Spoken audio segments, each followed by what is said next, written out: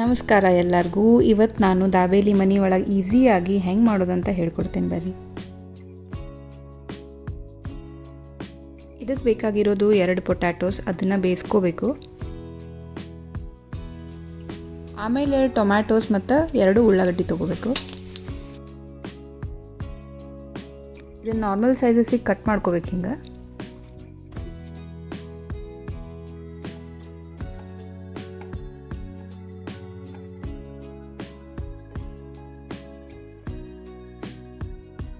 ಹಂಗೆ same ಉಳ್ಳಾಗಡ್ಡಿನೂ chop ಮಾಡ್ಕೋತೀನಿ normal ಸೈಜಸ್ಸಿಗೆ.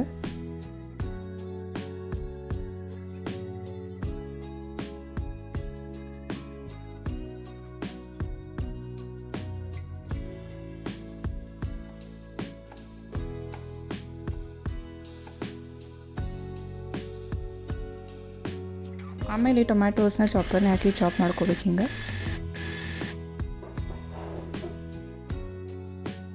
ಉಳ್ಳಾಗಡ್ಡಿನೂ chop ಮಾಡ್ಕೋಬೇಕು ಸಣ್ಣಾಗಿ.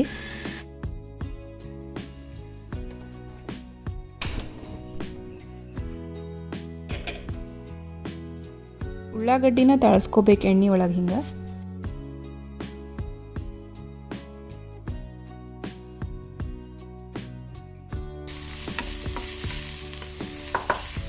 ಉಳ್ಳಾಗಡ್ಡಿ ತಳಸ್ಕೊಂಡ್ಮೇಲೆ ಟೊಮ್ಯಾಟೋನ ಹಾಕಿ ಬೇಯಿಸ್ಕೋಬೇಕು ಒಂದು 10 ಮಿನಿಟ್ಸ್. ಸೊ ಇದನ್ನು ಒಂದು 10-15 ಮಿನಿಟ್ಸ್ ಚಲೋತ್ನಾಗ ಕುದಿಸ್ಬೇಕು ನೀರು ಹಾಕಿ.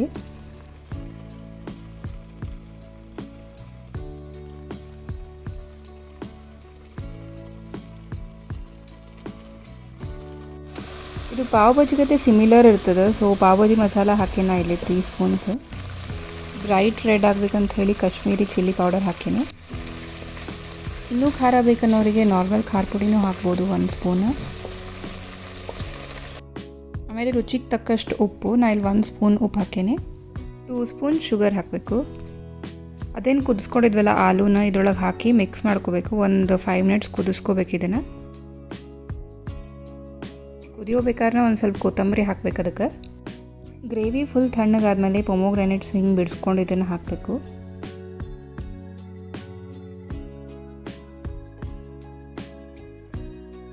ಇನ್ನೂ ಒಂದು ಸ್ವಲ್ಪ ಕೊತ್ತಂಬರಿ ಹಾಕಿ ಗಾರ್ನಿಷ್ ಮಾಡಬೇಕು. ಆಮೇಲೆ ಸಣ್ಣಿರೋ ಸೇವ್ ಅಥವಾ ಭುಜಿಯಾನ ಹಾಕಬೇಕು. ಇದ್ರ ಜೊತೆ ಚಟ್ನಿನೂ ಬೇಕಾಗ್ತದೆ. ಸೊ ಪುದೀನ ಚಟ್ನಿ ಮಾಡೋದು ಹೆಂಗೆ ಅಂತ ಹೇಳ್ತೀನಿ ಬರ್ರಿ. ಸ್ವಲ್ಪ ಪುದೀನ ತೊಗೋಬೇಕು, ಆಮೇಲೆ ಕೊತ್ತಂಬರಿನೂ ಹಾಕಬೇಕು. ಆಮೇಲೆ 2 ಮೆಣಸಿನ್ಕಾಯಿ ಹಾಕಿ ರುಬ್ಕೋಬೇಕು. ಸ್ವಲ್ಪ ಉಪ್ಪು ಮತ್ತು ಸಕ್ಕರೆ ಹಾಕಿದ್ರೆ ನಮ್ಮ ಚಟ್ನಿ ರೆಡಿ. ಬಂದಮೇಲೆ ಹುಣ್ಸೆಹಣ್ಣು ಚಟ್ನಿನೂ ಹಚ್ತಾರೆ. ಸೊ ನಾ ಹಿಂಗೆ ಹುಣ್ಸೆಹಣ್ಣು ನೆನೆ ಇಟ್ಕೊಂಡಿದ್ದು ಹುಣ್ಸೆಹಣ್ಣು ಮತ್ತು ಸಕ್ಕರೆ ಹಾಕಿ ಬ್ಲೆಂಡ್ ಮಾಡ್ಕೋಬೇಕು.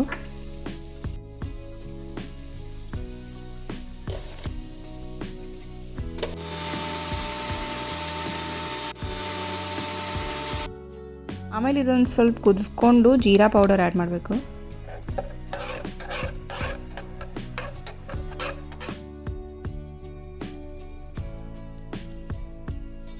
Tamarind chutney ready. ಈಗ ನಾ ಬನ್ನಿಗೆ ಅದನ್ನೆಲ್ಲ ಚಟ್ನಿ ಹಚ್ಕೋತೇನೆ. ನನ್ನ ಕಡೆ ಬರ್ಗರ್ ಬನ್ಸ್ ಅವ. ಸೊ ನಾ ಬರ್ಗರ್ ಬನ್ಸ್ ಮೇಲೆ ಹಿಂಗೆ ಚಟ್ನಿ ಹಚ್ಕೊಂಡೀನಿ, ಗ್ರೀನ್ ಚಟ್ನಿ ಫಸ್ಟ್. ಆಮೇಲೆ ಹುಣ್ಸೆಹಣ್ಣು ಚಟ್ನಿನೂ ಹಚ್ಬೇಕು. ಹಿಂಗೆ ಆಮೇಲೆ ಏನು ಗ್ರೇವಿ ರೆಡಿ ಮಾಡಿದ್ವಲ್ಲ ಅದನ್ನು ಹಾಕ್ಕೋಬೇಕು, 1-2-3 ಸ್ಪೂನ್ಸ್.